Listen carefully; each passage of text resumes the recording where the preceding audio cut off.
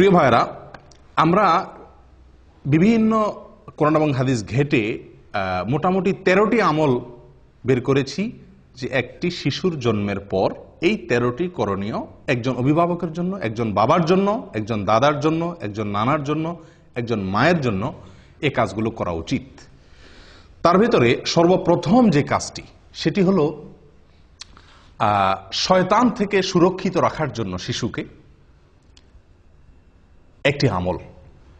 আমরা সবাই জানি বনি আদমের সবচেয়ে বড় শত্রুকে, সবচেয়ে বড় শত্রু শয়তান, যার সঙ্গে আমাদের শত্রুতা শুরু হয়েছে সেই জান্নাত থেকে বের হওয়ার ঘটনাকে কেন্দ্র করে। তখন থেকে সে ঘোষণা দিয়ে আমাদের সঙ্গে শত্রুতা শুরু করছে। শয়তান ঘোষণা দিয়ে শত্রুতা শুরু করেছে। আল্লাহ সুবহানাহু ওয়া তাআলা কোরআনে বিস্তারিত উল্লেখ করেছে সে আমাদের পথের মোড়ে মোড়ে দাঁড়াবে, আমাদেরকে বিপদগামী করবে, জাহান্নামে নিয়ে ছাড়বে, সে একা যাবে না। এই যে তার চ্যালেঞ্জগুলো যেগুলো কোরআনে উল্লেখিত হয়েছে, সেই চ্যালেঞ্জের কারণে একজন মানুষের সবচেয়ে বড় শত্রু শয়তান, এবং সেই হলো আসল শত্রু, সেই হলো চিরশত্রু। কোন মানুষের কি হতে পারে না? চিরশত্রু হতে পারে না। মানুষের চিরশত্রু কে হবে? একমাত্র শয়তান। অতএব একজন সচেতন, দায়িত্ববান, সন্তানের হিতাকাঙ্ক্ষী অভিভাবকের প্রথম করণীয় হলো আমার শিশুটি, আমার সন্তানটি, আমার নাতি নাতনি, তারা যেন দুনিয়াতে আসার পরে এই দুনিয়াতে তাদের সবচাইতে বড় শত্রুর শত্রুতা থেকে নিরাপদে থাকতে পারে। এই ব্যবস্থা গ্রহণ করা একজন অভিভাবকের সবচাইতে বড় দায়িত্ব। কথা বুঝে আসছে? তো সেই জন্য নবী সাল্লাল্লাহু আলাইহি ওয়াসাল্লাম আমাদেরকে একটা আমল শিক্ষা দিয়েছেন। এটি হলো সন্তান জন্মের আগে একটা আমল, পরে আরেকটা আমল। এই দুইটাই হলো সুরক্ষার জন্য। আমি বলি টিকা, বিভিন্ন রোগ যাতে না হয় আগে থেকে নিরাপত্তার জন্য টিকা নেওয়ার ব্যবস্থা আছে না? তো এই দুইটা আমলকে আমি বলি টিকার মতো। আগে থেকেই রোগ প্রতিরোধ ব্যবস্থা, শয়তানের আক্রমণ থেকে প্রতিরক্ষার জন্য শিশুর দুটি ব্যবস্থা কোরআন এবং সুন্নাহ আমাদেরকে বাতলে দিয়েছে। একটি শিশু যাতে বড় ধরনের শয়তানের কোনো অ্যাটাক থেকে, আক্রমণ থেকে আল্লাহ তাআলা যেন তাকে হেফাজতে রাখেন, এজন্য আল্লাহর আশ্রয় চেয়ে নেওয়া তার জন্য। একটা হলো সন্তান দুনিয়াতে আসার আগে, আরেকটা হলো সন্তান দুনিয়াতে আসার পরে। দুইটা আমল। সন্তান দুনিয়াতে আসার আগের যে আমলটি, সে আমলটি সম্পর্কে সহিহ বুখারীতে বর্ণিত হয়েছে। আব্দুল্লাহ ইবনে আব্বাস রাদিয়াল্লাহু তাআলা আনহু তিনি বর্ণনা করেছেন যে নবী সাল্লাল্লাহু আলাইহি ওয়াসাল্লাম বলেছেন, লাউ আন্না আহাদাকুম ইযা আতা আহলাহু, তোমাদের কেউ যদি স্ত্রী সহবাসের সময় এই দোয়াটি পড়ে, বলে বিসমিল্লাহি আল্লাহুম্মা জান্নিবনাশ শাইতানা ওয়া জান্নিবিশ শাইতানা মা রাযাকতানা, এই দোয়াটি যদি পড়ে তাহলে কি হবে? ফাকুদিয়া বাইনাহুমা ওয়ালাদ, এই মিলনের ফলে যদি কোনো সন্তান আল্লাহ তাআলা তাদেরকে দান করেন, তাহলে লাম ইয়াদুররুহু শায়তানুন আবাদা, কখনোই শয়তান ওই শিশুর ক্ষতি করতে পারবে না। শয়তান এর ক্ষতি থেকে ওই শিশুটা সুরক্ষিত হয়ে যাবে যদি বাবা মা এই দোয়াটি পড়ে থাকে। দোয়ার অর্থ কি? আল্লাহুম্মা জান্নিবনাশ শায়তানা, আল্লাহ আমাদেরকে শয়তান থেকে আপনি হেফাজত করেন, নিরাপদে রাখেন। ওয়া জান্নিবিশ শায়তানা মা রাযাকতানা, আর আমাদেরকে যে শিশু, যে সন্তান আপনি দিবেন, রিজিক হিসাবে দান করবেন, সেই শিশু, সেই সন্তানকেও আপনি শয়তানের আক্রমণ থেকে হেফাজত করবেন। এই দোয়া যদি কেউ পড়ে তো আল্লাহ সুবহানাহু ওয়া তাআলা ওই সন্তানকে আজীবন কখনোই শয়তানের বড় কোনো আক্রমণ, বড় ধরনের কোনো ক্ষতি, তাকে মুরতাদ বানায় দেওয়া, অমানুষ করে দেওয়া, একেবারে বিপদগামী করে দেওয়া, এরকম বড় দায় কোনো ক্ষতি তার করবে না ইনশাআল্লাহ। প্রিয় ভাইরা, একটি আমল আমরা পেয়ে গেলাম। সন্তান দুনিয়াতে আসার আগেই বাবা মা যদি এই আমলটি করে তাহলে তার সন্তানের জীবনের বিরাট বড় একটি সুরক্ষা হয়ে গেল, একটা প্রতিরক্ষা ব্যবস্থা হয়ে গেল। আমল নাম্বার 2, সন্তান জন্মগ্রহণের পরে বাবা মা যেই সন্তানের কাছে থাকবে অথবা দূরে, কাছে হলে বেশি ভালো, কাছে থাকবে বা দূরে, বাবা হোক মা হোক যে কেউ এই আমলটি করবে, আর সবাই মিলে করলে তো সবচেয়ে ভালো। আমলটি হলো, এটাও আল্লাহর আশ্রয় প্রার্থনা। আপনি কোন দিন সন্তান আল্লাহ তাআলা কবুল করছেন, কোন দিন দোয়া পড়ছেন না পড়ছেন খোঁজ খবর নাই, মুজদিস নাই হয়তো, তো আল্লাহ তাআলা দ্বিতীয় ব্যবস্থা রাখছেন। প্রথম টিকা যদি মিস হয়ে যায় তো দ্বিতীয় টিকা আপনি ধরবেন, সেটা হলো সন্তানের জন্মের পরে আপনি আল্লাহর কাছে আশ্রয় চেয়ে নেবেন, ওই একই আশ্রয় শয়তানের আক্রমণ থেকে। এক্ষেত্রে দুটি বর্ণনা আমরা পাচ্ছি। এক হলো আল্লাহ সুবহানাহু ওয়া তাআলা সূরা আলে ইমরানের ভিতরে ইমরানের স্ত্রীর ঘটনা বর্ণনা করেছেন। ইমরানের স্ত্রীকে ঈসা আলাইহিস সালামের নানি, মারিয়াম এর মা। যখন মারিয়াম তার গর্ভে এসেছিল তখন তিনি আল্লাহর কাছে ফরিয়াদ করেছিলেন। কি ফরিয়াদ? তিনি বলেছেন, ওয়া ইন্নী সাম্মাইতুহা মারিয়াম ওয়া ইন্নী উঈযুহা বিকা ওয়া যুররিয়াতাহা মিনাশ শাইতানির রাজীম। আল্লাহর কাছে দোয়াটা পছন্দ হয়েছে। সন্তান ভূমিষ্ঠ হওয়ার পরে মারিয়ামের মা দোয়া করেছেন। মারিয়ামের মা দোয়া করেছেন, ইমরানের স্ত্রী, সূরা আলে ইমরান যে কোরআনে বর্ণিত হয়েছে না, এই ইমরানের স্ত্রী ঈসা আলাইহিস সালামের নানি, তিনি দোয়া করেছেন, আল্লাহ যে শিশু আপনি দান করছেন আমাকে, এর নাম আমি মারিয়াম রাখলাম, আর একে আমি আপনার কাছে এর জন্য আশ্রয় চাই। আল্লাহ আপনার আশ্রয় আমি প্রার্থনা করি, আমার এই সন্তানের জন্য আপনি আশ্রয় দিয়েন। কোত্থেকে? শয়তানের শয়তানি থেকে, শয়তানের শয়তানি থেকে আমার এই মেয়েকে এবং এই মেয়ের যত বংশধর আছে আসবে তাদের সবাইকে আপনি শয়তানের শয়তানি থেকে কি দিয়েন? আশ্রয় দিয়েন। দোয়াটি কি করছেন? মারিয়ামের মা। আপনারা আলহামদুলিল্লাহ সবাই মোটামুটি মক্কা মদিনা গেছেন, তাই না? আমাদের দেশ থেকেও হাজিরা আসলে, এখান থেকেও হাজিরা গেলে মরিয়ম ফুল কিনে, দেখছেন আপনারা? মরিয়ম ফুল কিনে। কেন মরিয়ম ফুল কিনে? আবার ওই কি মরিয়ম খেজুরও একটা আছে সম্ভবত, না? মরিয়ম খেজুর কিনে, মরিয়ম ফুল কিনে। কেন? ওই যে মারিয়াম আলাইহিস সালাম তার গর্ভে আল্লাহ সুবহানাহু ওয়া তাআলা কুদরতিভাবে যে সন্তান দিয়েছিলেন ঈসা আলাইহিস সালামকে, তার জন্মটা হয়েছে একমাত্র মানে সরাসরি আল্লাহর কুদরতে, তাই না? এবং তার বর্ণনা আল্লাহ কোরআনে উল্লেখ করেছেন। তিনি গাছের সাথে হেলান দিয়ে বসেছিলেন, খেজুর গাছের সাথে। আল্লাহ বলছেন ধাক্কা দিয়েছেন, খেজুর পড়ছে, তিনি সেখান থেকে খাইছেন। আল্লাহ তাআলা খুব সহজে গর্ভ খালাস করে দিয়েছেন। এখন এই ভালো সন্তান বা যাতে ভালোভাবে দুনিয়াতে আসে সেজন্য মানুষ মরিয়ম ফুল কিনে, সেজন্য মানুষ ওই মরিয়ম খেজুর তালাশ করে। কোত্থেকে সেই মরিয়ম খেজুর? 2000 বছর আগের খেজুর গাছ এখন কোত্থেকে আসবে? কে বা কারা নাম দিছে আর ধুমছে মানুষ কিনতেছে। হ্যাঁ, মরিয়ম খেজুর ওই গর্ভধারণকারী মায়েদেরকে খাওয়ায় এই বিশ্বাস রেখা, যেটা খাওয়াইলে কি হবে? সন্তান সহজে খালাস হবে বা বের হবে। আশ্চর্য কথা, যেই আমল কোরআনে বর্ণিত হয়েছে, মারিয়ামের মায়ের যেই দোয়া আল্লাহ পছন্দ করে কোরআনে যুক্ত করে দিয়েছেন, ওই খেজুর, মারিয়ামের খেজুর সংরক্ষিত থাকা সহজ না।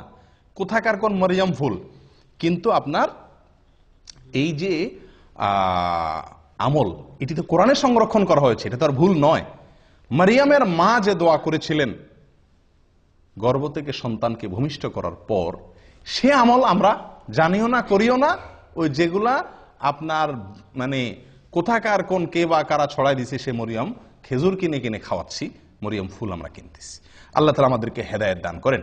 প্রিয় ভাইয়েরা, শিশুর জন্মের পরে একজন অভিভাবকের দ্বিতীয় করণীয় হলো, প্রথম করণীয় আশ্রয় চাইয়ে দোয়া করা, সহবাসের দোয়া পড়া সব সময়। আর দ্বিতীয় করণীয় হলো সন্তান দুনিয়াতে আসার পরে প্রথমেই তাকে আল্লাহর কাছে কি করে দেওয়া? সমর্পণ করে দেওয়া, সুপর্দ করে দেওয়া। যে আল্লাহ, এই যে আসলো, এই যে আপনার বান্দা দুনিয়াতে আসছে, কঠিন চ্যালেঞ্জ তার সামনে, কঠিন চ্যালেঞ্জ।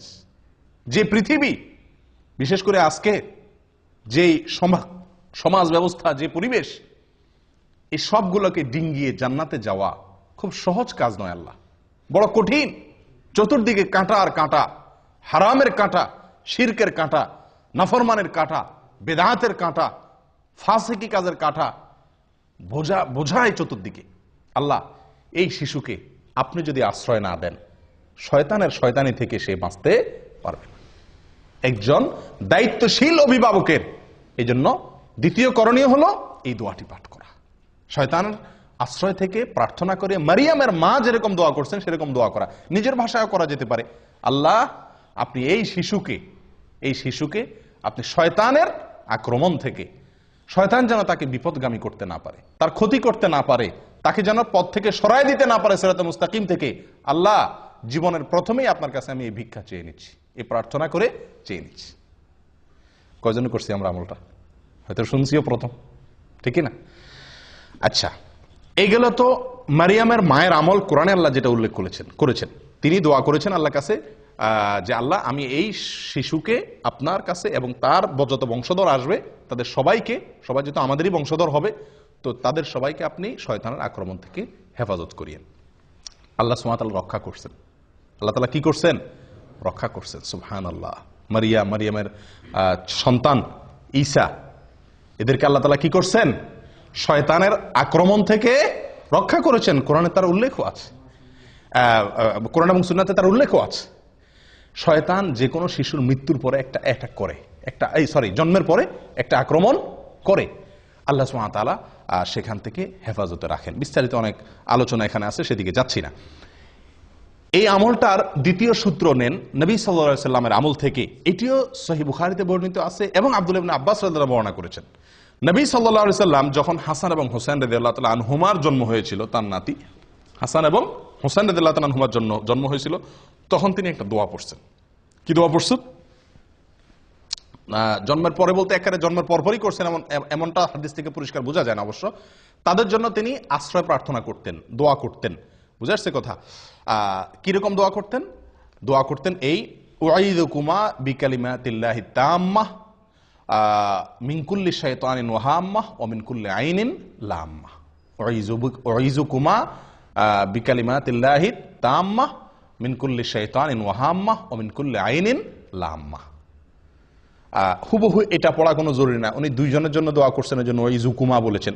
এটা জন্মের পরপরই করতে হবে, এটা জরুরি না। বাকি জন্মের পরে যে কোনো সময় শিশুর জন্য এই দোয়াটি করা অভিভাবকের। দোয়াটির অর্থ হলো এই, আমি হে শিশু তোমাকে আল্লাহর আশ্রয় চাই, অথবা হে আল্লাহ আমি আশ্রয় চাই এই শিশুর জন্য, এই শিশুর জন্য আমি আপনার আশ্রয় চাই দুটি বিষয় থেকে। এক হলো শয়তানের আক্রমণ থেকে, যেটা মারিয়ামের মা দোয়া করছিলেন। আরেকটা নবী সাল্লাল্লাহু আলাইহি ওয়াসাল্লাম যোগ করছেন, সেটা কি? বদনজর থেকে। শিশুদের প্রতি একটু বদনজরটা বেশি লাগে, এটাই বাস্তবতা। তো নবী সাল্লাল্লাহু আলাইহি ওয়াসাল্লাম তার নাতি হাসান হোসেনের জন্য দোয়া চেয়ে নিয়েছিলেন যেন আল্লাহ তাআলা তাদেরকে শয়তান থেকে কি করেন? হেফাজতে রাখেন এবং বদনজর থেকে হেফাজতে রাখেন। তাহলে আমরা দ্বিতীয় আমল পেয়ে গেলাম তো আলহামদুলিল্লাহ, যে সন্তানের জন্মগ্রহণের পরে সুবিধা মতো আল্লাহর কাছে কি চেয়ে নিব? তার জন্য শয়তান থেকে আশ্রয় চেয়ে নেব ইনশাআল্লাহ। করবেন তো আমলটা? আল্লাহ চান তো? আল্লাহ তাআলা তৌফিক দান করেন। তিন নম্বর আমল হলো ভাই, সন্তান জন্মগ্রহণ করার পর সেই সংবাদ যদি আপনার কাছে আসে, সন্তানের জন্মের সংবাদ, সুসংবাদ যদি আপনি পান, তাহলে সেই সুসংবাদ পাওয়ার পরে সর্বপ্রথম কি কথাটা বলবেন? আমরা কি কথাটা বলি আগে সেটা বলেন।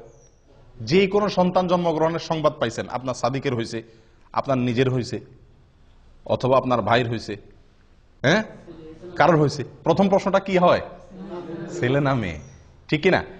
যদি সংবাদদাতা না বলে ছেলে হয়েছে না মেয়ে হয়েছে, যদি বলে যে ভাই আমার তো আল্লাহ একটা সন্তান দিছে, তো প্রথম আমরা প্রশ্ন করি কি? ছেলে না মেয়ে? তো এটা বিরাট একটা আমাদের জন্য সংশোধনী। আদাবুল মুফরাদ, ইমাম বুখারী রাহিমাহুল্লাহ লিখিত একটি কিতাব। এখানে সহিহ সূত্রে বর্ণিত একটি হাদিসে আসছে, কাসির ইবনে উবাইদ বলেন যে আয়েশা রাদিয়াল্লাহু তাআলা আনহা, তার কাছে যে কোনো সন্তান জন্মের সংবাদ আসলে, যে কেউ মদিনাতে কারোর সন্তান হয়েছে, খবরটা ওনার কাছে আসছে, আম্মাজান আয়েশা রাদিয়াল্লাহু তাআলার কাছে। ওনার কাছে সংবাদ আসার সঙ্গে সঙ্গে উনি কখনো জিজ্ঞেস করতেন না ছেলে নাকি মেয়ে। উনি জিজ্ঞেস করতেন একটা কথা অবশ্য। কি জিজ্ঞাসা করতেন? খুলিকা সাওয়িয়া, অর্থাৎ যে শিশুটি আসছে সে ঠিকঠাক আছে তো, বিকলাঙ্গ না তো, হাত পা সব অঙ্গ প্রত্যঙ্গ সব ঠিক আছে তো? যদি বলা হতো নাম, তিনি বলতেন আলহামদুলিল্লাহি রাব্বিল আলামিন। আমলটি কার ভাই? আয়েশা রাদিয়াল্লাহু তাআলা আনহা, যিনি শিখেছেন নবী সাল্লাল্লাহু আলাইহি ওয়াসাল্লাম থেকে সবচাইতে বেশি, সবচাইতে সরাসরি কাছে থেকে দেখে। এটা তার আমল ছিল। তো এখান থেকে কি বুঝলাম? যে কোনো শিশুর সংবাদ পাওয়ার পর প্রথম করণীয়, অভিভাবক অনভিভাবক, অভিভাবক না সকলের জন্য এটা, যে আমরা প্রথম আমল করব কি? আলহামদুলিল্লাহ রাব্বিল আলামিন বলবো, আল্লাহ শুকরিয়া আদায় করব। আফসোসের বিষয়, আমরা ওই যে প্রথম প্রশ্ন হয়, হাদিসে বর্ণনাকারী উল্লেখ করে দিচ্ছেন কাসির ইবনে উবাইদ যে আয়েশা রাদিয়াল্লাহু আনহা কখনো জিজ্ঞেস করতেন না আগে ছেলে নাকি মেয়ে। কারণ সন্তান ছেলে নাকি মেয়ে এটা মুখ্য না, মুখ্য হলো সন্তান সুস্থ স্বাভাবিক কিনা। এবং এরপরে সবচেয়ে বড় কামনা হবে একজন বাবার, একজন মায়ের, একজন অভিভাবকের যেন সন্তান সুসন্তান হয়, নেক সন্তান হয়, ছেলে হোক কিংবা মেয়ে হোক। এটা কোনো বড় প্রশ্ন নয়, বড় চাহিদা নয়, বড় বিষয় নয়। ঠিক কি ঠিক না? আল্লাহ সুবহানাহু ওয়া তাআলা নবীদের সন্তান চাওয়ার দোয়া আল্লাহ তাআলা কোরআনে উল্লেখ করে দিয়েছে আমাদেরকে শেখানোর জন্য। নবীরা কিভাবে সন্তান চাইতেন, আম্বিয়া আলাইহিমুস সালাতু ওয়াস সালাম কিভাবে আল্লাহর কাছে সন্তান চাইতেন, সেই ভাষাগুলো আল্লাহ সুবহানাহু ওয়া তাআলা কোরআনে উল্লেখ করে দিয়েছেন। তার একটি হলো রব্বি হাবলি মিনাস সালিহিন, রব্বি হাবলি মিনাস সালিহিন। মানে কি? আল্লাহ আমাকে নেক সন্তান দান করেন, নেক সন্তান দান করেন, ভালো সন্তান দান করেন। আল্লাহর কাছে ছেলে অথবা মেয়ে এটা না চেয়ে আল্লাহর কাছে চাওয়া উচিত কি? সুসন্তান, সুসন্তান। সন্তান যদি নেক হয়, সে ছেলে হইলেও আমার উপকারে আসবে, মেয়ে হইলেও উপকারে আসবে। আর আল্লাহ না করুন সন্তান যদি সৎ না হয়, তাহলে সে ছেলে হোক আর মেয়ে হোক, সে আমার দুনিয়াও ডুবাবে, আখেরাতেও আমাকে ডুবাবে। আফসোসের বিষয়, এটা আজকে একটা চরম বাস্তবতা আজকের পৃথিবীতে। সেটা হলো যে মেয়ে হলে আমরা অনেকেরই মুখ কালো হয়ে যায়, ঠিক কি না? আল্লাহ সুবহানাহু ওয়া তাআলা কোরআনে কারীমে বলেন, ওয়া ইযা বুশশিরা আহাদুহুম বিল উনসা যাল্লা ওয়াজহুহু মুসওয়াদ্দান ওয়া হুয়া কাযীব। জাহিলি যুগের, আইয়ামে জাহিলিয়াতের যুগে, ইসলাম পূর্ব যুগের মানুষের স্বভাব আল্লাহ তাআলা বর্ণনা করতে গিয়ে বলেন যে তাদের কাউকে যদি বলা হয়, ভাই আপনার ছেলে হয়েছে বা তোমার ছেলে হয়েছে, তখন তাদের মুখটা কি হয়ে যায়? কালো হয়ে যায়, কালো হয়ে যায়। যদি জিজ্ঞাসা করে ভাই কি হয়েছে, মেয়ে হলে বলে কি? মেয়ে হয়েছে, মেয়ে। মানে ভাবটা এমন থাকে যে উনি খুশি না। আর ছেলে হলে মাশাআল্লাহ পুরো গালে হাসি দিয়া বলে, হ্যাঁ আপনাদের ভাতিজা হয়েছে, আলহামদুলিল্লাহ। ঠিক না ঠিক? এগুলো মূর্খতা ছাড়া আর কিছু না ভাই, মূর্খতা। একটা মানুষের শুধু মেয়ে হচ্ছে, তার একটা ছেলে হচ্ছে না, অথবা একজনের শুধু ছেলে হচ্ছে, একজনটা মেয়ে হচ্ছে না, ছেলে বা মেয়ের চাহিদা তার ভিতরে থাকা, এটা দোষের কিছু না। কিন্তু সন্তান হিসাবে ছেলে হলে খুশি হওয়া, মেয়ে হলে বেজার হওয়া, এগুলা বোকামি ছাড়া কিচ্ছু না। আমরা অনেকেই মনে করি যে আমাদের যদি ছেলে না থাকে তাহলে বংশে চেরাগ দিবে কে, বংশের বাতি কে জ্বালাবে? এটা একটা মানে বড় প্রশ্ন থাকে না? আপনি মরে কবরে যায় শুটকি হবেন, সেখানে গিয়ে আপনার কি জান্নাত হবে না জাহান্নাম হবে, সেই টেনশনে আপনি শেষ হবেন। তখন দুনিয়াতে আপনার বংশের চেরাগ জ্বললো না, হারিকেন জ্বললো না, হেজাক লাইট জ্বললো না, মোমবাতি জ্বললো, এটা আপনার কোনো দরকার আছে? কি বলেন? এটা বোকামি ছাড়া আর কি, এটা নির্বুদ্ধিতা ছাড়া কিছুই না প্রিয় বন্ধুগণ। এই জন্য সন্তান সুসন্তান যেন হয়, সেটা বরং আল্লাহর কাছে দোয়া করা। মেয়ে হলে এটাকে ভালো, সঠিক তারবিয়ত লালন পালন করে সুপাত্রস্থ করতে পারলে, এটাকে ভালোভাবে লালন পালন করতে পারলে, ইনসাফ করতে পারলে, আদর ভালোবাসা দিয়ে, জান্নাতের ওয়াদা আছে। 2টা মেয়ে পারলে, 3টা মেয়ে পারলে, ছেলে 10টা ছেলে পারলেও কোন জান্নাতের ওয়াদা কোন হাদিসে নাই। নবী সাল্লাল্লাহু আলাইহি সাল্লাম, আমাদের নবী সাল্লাল্লাহু আলাইহি সাল্লামের 4টা মেয়েকে আল্লাহ তাআলা জীবিত রাখছেন। ছেলে দিছেন যেগুলা সব ছোটবেলায় শেষ নিয়ে গেছেন, বাঁচায় রাখছেন শুধু মেয়েগুলাকে। উনি নিজে মেয়েদের বাপ। এত যাদের কি হয় না, ছেলে হয় না বা ছেলে নাই, শুধু মেয়ে, আপনারা এটা ভাইবা খুশি হন যে নবী সাল্লাল্লাহু আলাইহি সাল্লাম মেয়েদের বাপ ছিল, আপনিও কি মেয়েদের বাপ। কোন কোন সালাফ বলেছেন আল আম্বিয়াউ আবুল বানাত, বেশিরভাগ নবীদেরকে আল্লাহ তাআলা ছেলের চাইতে মেয়ে বেশি দিয়েছেন। আর অভিজ্ঞতাও বলে এই যুগে ছেলেদের চাইতে মেয়েরা বাবা মারে কষ্ট কম দেয়। ছেলেরা বাপ মার মুখ যত বেশি চুনকালি দেয়, মেয়েরা ততটা দেয় না। মেয়েরা যতটা ভালোবাসে বাবা মাকে, ছেলেদের ভালোবাসা ততটা পাওয়া যায় না। মেয়েরা সব সময় স্বামীর সাথে ঝগড়া করে বাপ মার পক্ষ হয়ে, আর ছেলেরা বাপ মার সাথে ঝগড়া করে বউয়ের পক্ষ হয়ে। ঠিক না ঠিক? এর মানে এই না যে আমি বলতেছি ছেলে খারাপ মেয়েই ভালো সব, বাকি বেশিরভাগ ঘটনা এরকম ঘটে থাকে। অতএব জন্মের পরে প্রথম কথা হবে আল্লাহর কাছে শুকরিয়া আদায় করা। ছেলে হয়েছে নাকি মেয়ে হয়েছে এ সমস্ত নিয়ে মুখ কালাকালি করা, এটা এক ধরনের কুফরি, এক ধরনের আল্লাহর নেয়ামতকে কি করা, ডিনাই করা, অস্বীকার করা, এটা উচিত নয়। আল্লাহ তাআলা আমাদেরকে সঠিকটা বোঝার তৌফিক দান করেন। তাহলে 3 নম্বর আমল হলো সন্তান জন্মের সংবাদ শোনার পরে, এটা শুধু অভিভাবকের জন্য না, সকলের জন্য প্রথম কাজ হলো কি করা? শোনার পরে আল্লাহর শুকর আদায় করা, আলহামদুলিল্লাহ রাব্বিল আলামিন বা আলহামদুলিল্লাহ। 4 নম্বর আমল, নবজাতক শিশু দুনিয়াতে আসার পরে তার কানে আজান দেওয়া। কি দেওয়া? কানে আজান দেওয়া। কানে আজান দেওয়া এটি একটি আমল। কয়জনে আপনাদের শিশুর জন্মের পরে আজান দেওয়ার ব্যবস্থা করছিলেন? এখানে হাত তোলেন তো দেখি। মাশাআল্লাহ। বাহিরে আজান দিল, এটা সঠিক হলো না। কানে আজান দিতে হবে। কানে আজান দেওয়া মানে আবার কি না, কানে মাইক ধরে আজান দেওয়া না। ছোট বাচ্চা তো মারাই যাবে, তাহলে অ্যাক্সিডেন্ট হবে।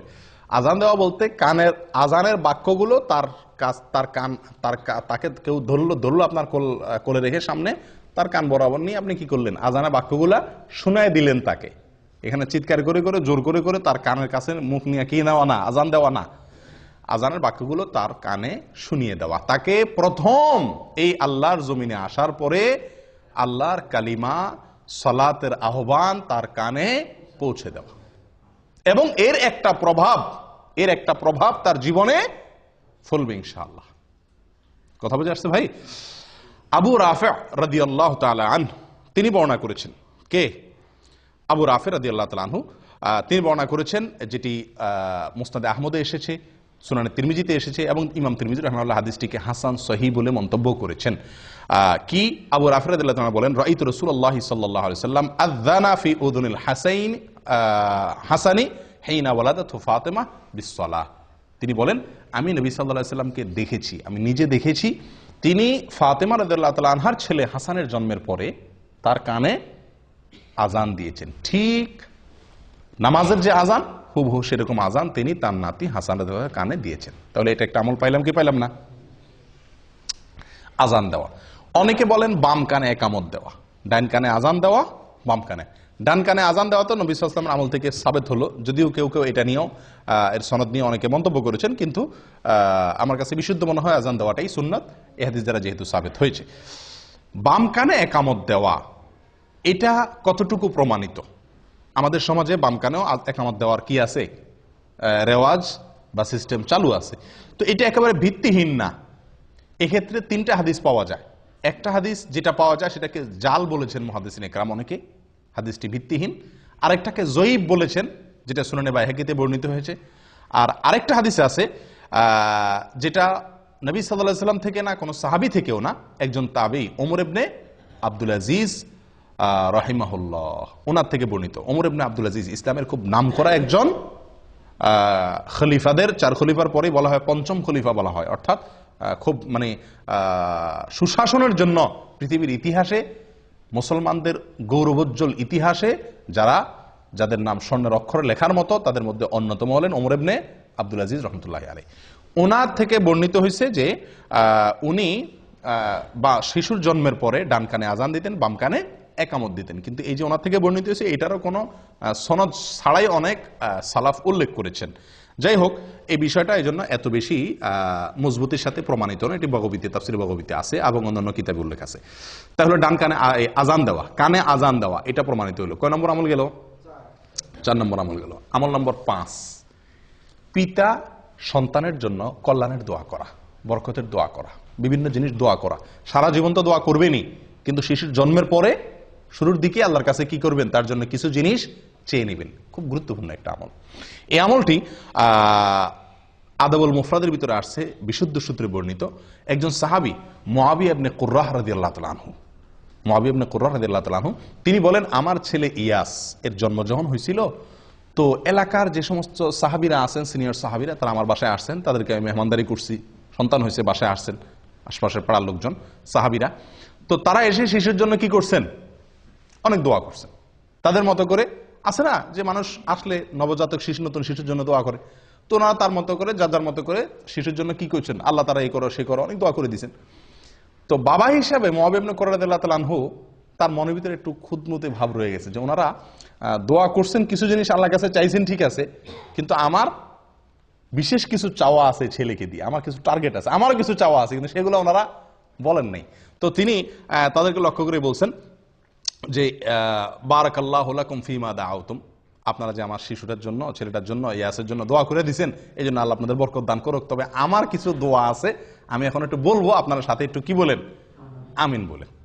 তখন তিনি বলেন যে আমি কয়েকটা দোয়া তখন করছি আমার শিশুর জন্য, তার যেন সে দিনদার হয়, মুত্তাকি ফরজগার হয়, তার যেন ব্রেন ভালো হয়, মেধাবী হয়, এরকম কয়েকটা দোয়া করছি।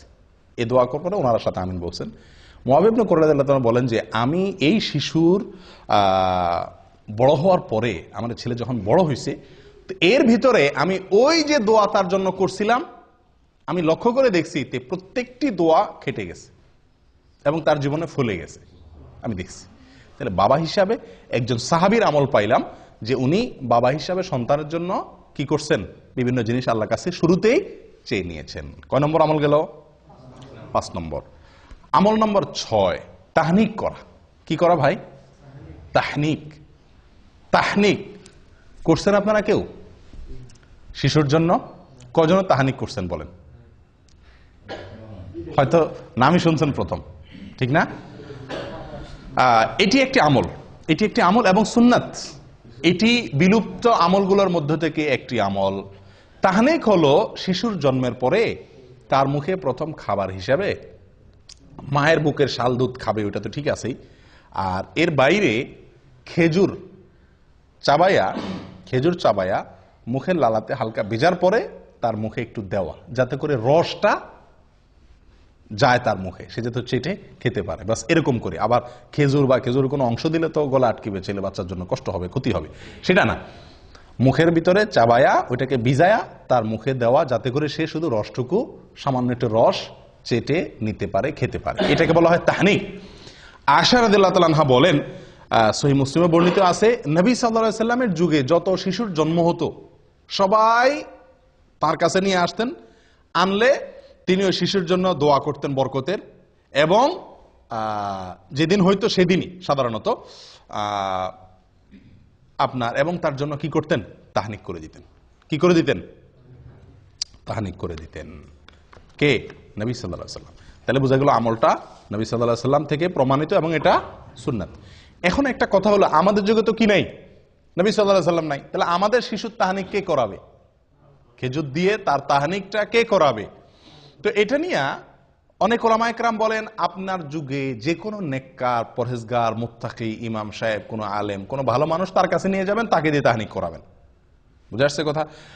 অন্য অনেক ওলামায়ে কেরাম বলেন না, নবী সাল্লাল্লাহু আলাইহি সাল্লাম তাহনিক করেছেন, ওনার পরে কোনো সাহাবীর কাছে আর কেউ নিয়ে গেছেন বলে খুব একটা প্রমাণ হয় না, অতএব অন্য কারোর কাছে নেওয়া জরুরি না। বাপ মা, দাদা দাদি, নানা নানি যারাই থাকবেন আশেপাশে, তারাই কি করে দিবেন, তাহনিক করে দিবেন। এটা সুন্নাত। তাহলে এই তাহনিকের যে আমলটা, এই আমলটাও আমাদের সমাজ থেকে একেবারেই প্রায় বিদায় হয়ে গেছে বললে ভুল হবে, এটা তো নাই। একটা হলো আগে থেকে ছিল, এখন নাই। এটা একান্ত আলেম ওলামা ছাড়া খুব কম মানুষই করেন। আলহামদুলিল্লাহ, আমার 3 সন্তানের সময় আমি তাহনিক করেছি। তো তাহনিকের আমলটি আমাদের অনেকের জানা নাই। এর ভিতরে অনেক কল্যাণ, তার স্বাস্থ্যগত দিক থেকে এবং অনেক দিক থেকে কল্যাণ নিহিত আছে। সবচেয়ে বড় কল্যাণ হলো, নবী সাল্লাল্লাহু আলাইহি সাল্লামের যুগে সাহাবীরা আমলটা করছেন, নবী সাল্লাল্লাহু আলাইহি সাল্লাম আমলটা করছেন, আমরাও সেটা করব, সুন্নতের আমল। মনে থাকবে তো ইনশাআল্লাহ? 7 নম্বর আমল, সন্তানের জন্য একটা সুন্দর নাম চয়েস করা। এই পর্যন্ত যেগুলো বলছি 6টা আমল, এগুলো সবগুলো হলো সন্তান জন্মের পর 7 দিনের আগের কাজ, এগুলা শুরুর দিকের কাজ এগুলা। আর এখন থেকে নিয়ে শেষ পর্যন্ত যে আমলগুলো বলবো, এই আমলগুলো হলো সন্তান জন্মের পরে 7 নম্বর দিনের আমল। এই 7 নম্বর দিনের আমলের ভিতরে 1 নম্বর আমল, এবং সিরিয়ালে 7 নম্বর আমল হলো সুন্দর একটা নাম রাখা। কি রাখা ভাই? সুন্দর একটা নাম রাখা। এবং এই সম্পর্কে আবু মুসা আশআরী রাদিয়াল্লাহু তাআলা আনহুর এক হাদিসে বর্ণিত হয়েছে, তিনি বলেন, উলিদ আলী গুলাম, আমার একটা শিশু হয়েছিল, একবার ছেলে হয়েছিল। তো ফাআতাইতু বিহিন নবী সাল্লাল্লাহু আলাইহি ওয়াসাল্লাম, আমি নবী সাল্লাল্লাহু আলাইহি ওয়াসাল্লামের কাছে তাকে নিয়ে আসছি। ফাসাম্মাহু ইব্রাহিম, তিনি তাকে তখন ইব্রাহিম নাম রাখলেন। ফাহান্নাকাহু বিতামারিহি তামারাতিন, এবং একটা খেজুর দিয়ে তিনি তার তাহনিক করাই দিলেন এবং তাকে বরকতের দোয়া করলেন। এরপরে শিশুটা আমার হাতে দিয়ে দিলেন। 3টা আমল করলেন। এই হাদিস থেকে প্রমাণ হলো, বুখারীর হাদিস। তাহলে নাম রাখলেন নবী সাল্লাল্লাহু আলাইহি ওয়াসাল্লাম। শিশুর নাম রাখতে হয়, এটা বাবা মা বা অভিভাবকদের কর্তব্য। এবং এই নাম রাখাটা আপনার জন্মের দিন হতে পারে, 3 নম্বর দিনও হতে পারে, তবে কোন কোন বর্ণনাতে 7 নম্বর দিনের কথাও আসছে, এটা কোনো বাধ্যবাধকতা না যে এই দিনই রাখতে হবে, তবে 7 নম্বর দিনের ভেতরে নামটা রেখে ফেলা উচিত। অনেক সময় আমরা অনেক দেরি করে ফেলি, 7 নম্বর দিনের ভিতরে রেখে যাওয়া উচিত। নাম, সবচেয়ে উত্তম নাম, সবচেয়ে শ্রেষ্ঠ এবং বেস্ট নাম কোনটা? আব্দুল্লাহ এবং আব্দুর রহমান। সবচেয়ে সুন্দর এবং সবচেয়ে উত্তম নাম হলো আব্দুল্লাহ এবং আব্দুর রহমান, এর উপরে কোনো নাম নাই। দ্বিতীয় শ্রেণীর নাম কোনটা? প্রথম শ্রেণীর নাম হলো আব্দুল্লাহ এবং আব্দুর রহমান। দ্বিতীয় শ্রেণীর নাম কি? দ্বিতীয় শ্রেণীর নাম হলো আল্লাহর যে 99টি নাম আছে, আল্লাহর 99 নামের শুরুতে আব্দুন যোগ করলে যে নামগুলো হবে। কি যোগ করলে? আব্দুন যোগ করলে যে নামগুলো হবে। যেমন আব্দুল খালেক, আব্দুল মালিক, আব্দুল গফফার, আব্দুল সত্তার, আব্দুল গফুর, আব্দুর রহিম, আব্দুল ওদুদ, যত আল্লাহর 99 নাম দিয়ে যে নাম আছে, আমরা নাম খুঁজে পাই না। শিশু হলে নাম নিয়ে যে কি এক অস্থির হয়ে যায় মানুষ। হুজুর একটা নাম দেন, ভাই একটা নাম দেন, নাম ঠিক করতে পারে না। আল্লাহর 99 নাম, এটা শুরুতে আব্দুল লাগাইলে ছেলেদের নাম হয়ে যায়, আমাতুন লাগাইলে মেয়েদের নাম হয়ে যায়। আমাতুন মানে বান্দি, মেয়ে গোলাম, আর আব্দুল মানে পুরুষ, ছেলে গোলাম, আল্লাহর বান্দা, আল্লাহর মেয়ে বান্দা। তাহলে 99টা নাম তো আপনার হাতের কাছেই আছে, এবং এর ভিতরে বহু নাম আছে যেগুলো আমাদের সমাজে খুব একটা শোনাই যায় না। আমরা নাম রাখার ক্ষেত্রে বেশ কিছু জটিলতা আমাদের দেখা দেয়। এর ভিতরে একটা হলো আনকমন নাম খুঁজি। আব্দুল্লাহ নাম রাখতে বলে যে আব্দুল্লাহ, আব্দুল্লাহ এ তো আমার ভাইয়ের খালাতো শালির জেডাতো ভাইয়ের ছেলের নাম, কোনো মানে আছে? আমার বোনের ছেলের নাম। তো সমস্যা কি? আপনার বোনের ছেলের নাম হয়েছে। আপনারা দেখেন এদেশের একটা কালচার আছে, বাপের নামও আব্দুল্লাহ, ছেলের নামও আব্দুল্লাহ, দাদার নামও আব্দুল্লাহ, নাতির নামও আব্দুল্লাহ। কই, তাদের তো কোনো সমস্যা হয় না। আমরা বলি ডাকলে তো সমস্যা, আব্দুল্লাহ বলে দুজন দৌড় দিবে। এই সমস্যাটা জীবনে কয়বার হবে? এই সমস্যাটা জীবনে কয়বার হবে?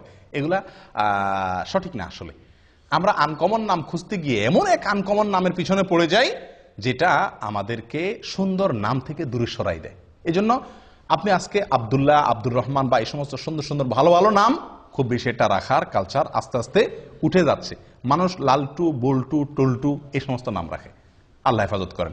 সুন্দর একটা নাম রাখা, এটা সন্তান, নবজাতক সন্তান ভূমিষ্ঠ হওয়ার পরে বাবা মায়ের বা অভিভাবকদের করণীয়র ভিতরে অন্যতম প্রধান একটি করণীয়।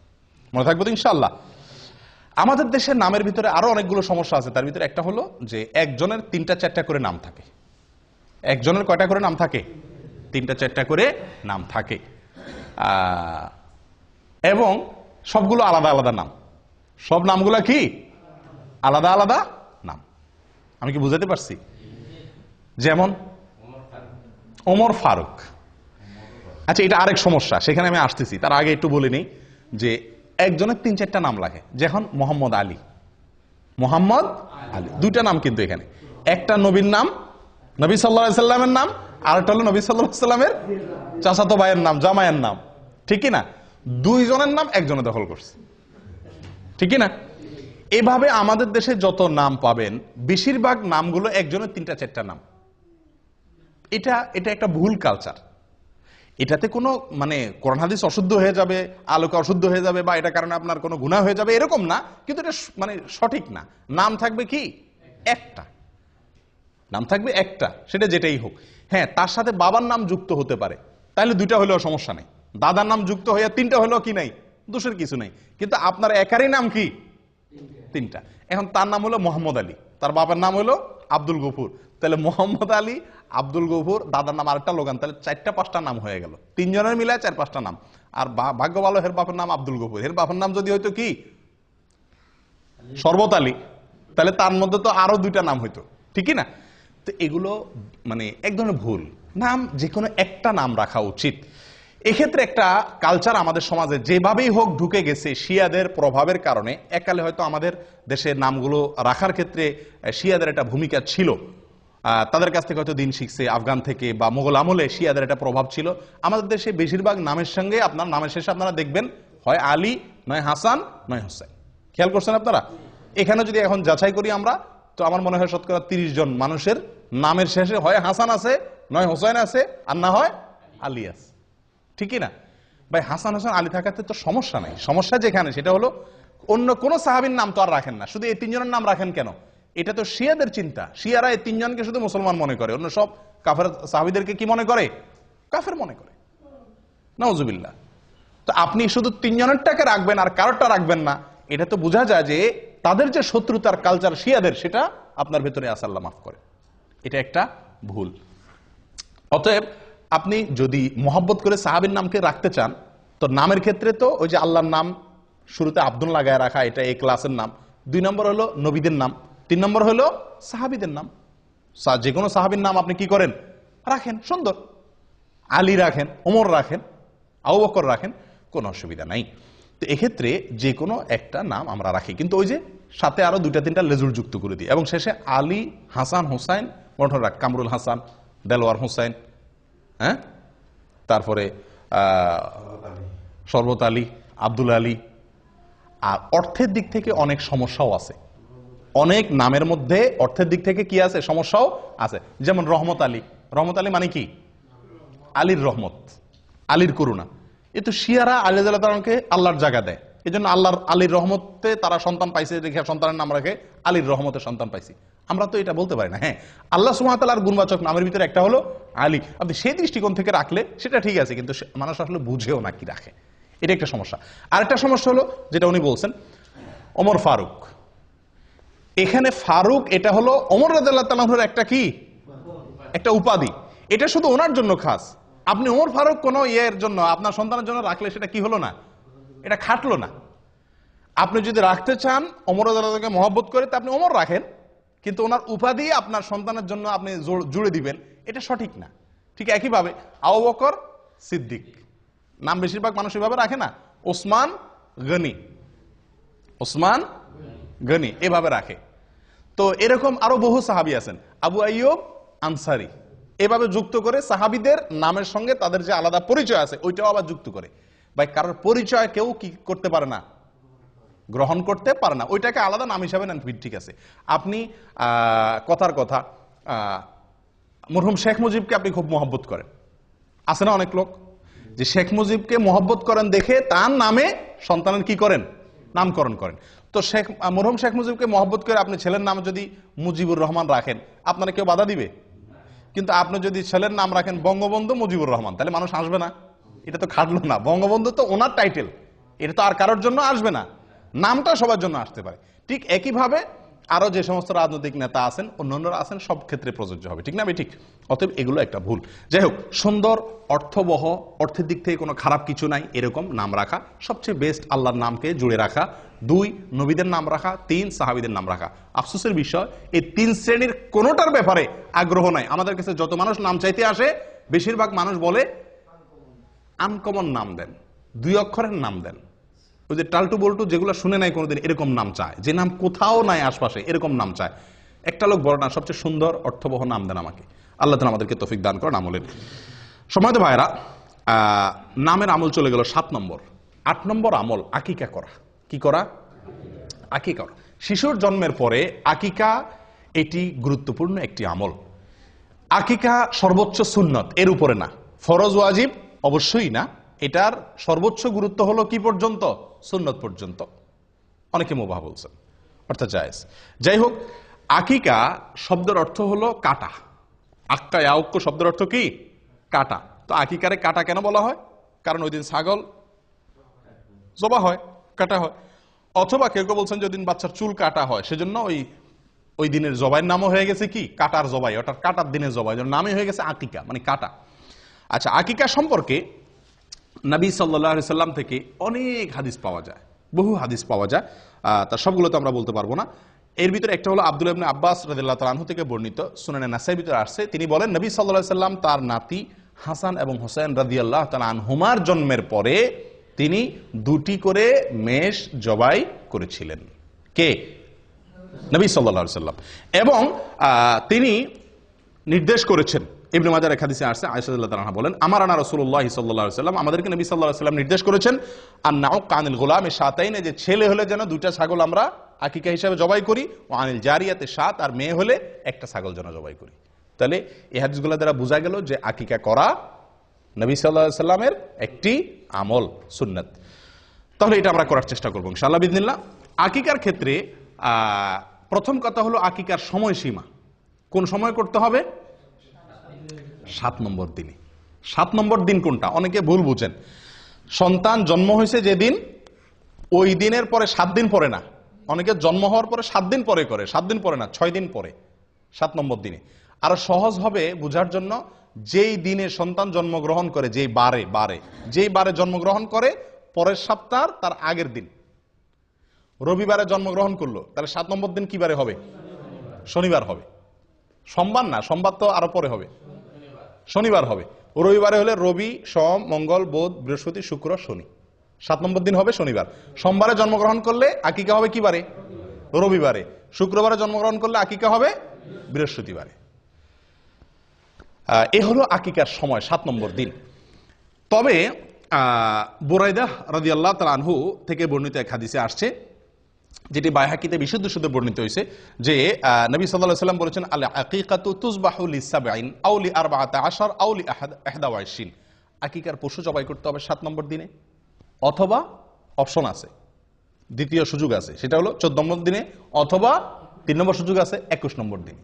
এই তিনটাই এই হাদিস দ্বারা বোঝা গেল সুন্নাত। তবে 1 নম্বরের সুন্নাত হলো, ফার্স্ট ক্লাসের সুন্নাত হলো 7 নম্বর দিনে করতে পারলে উত্তম, আর না হলে 14 বা 21 নম্বর দিনের আরো 2টা স্টেশন আছে, সেগুলো ধরতে পারেন। কিন্তু যদি এই 3 দিনের কোনোদিন আপনি করতে না পারেন, তাহলে সুযোগ আছে পরবর্তীতে যে কোনো সময় করার, কিন্তু এই 3 দিনে বা বিশেষ করে 7 নম্বর দিনে করা উত্তম। এখন একটা প্রশ্ন আসে, মেয়েদের জন্য আকিকার পশু জবাই করতে হবে একটা, ছেলেদের জন্য হলো 2টা।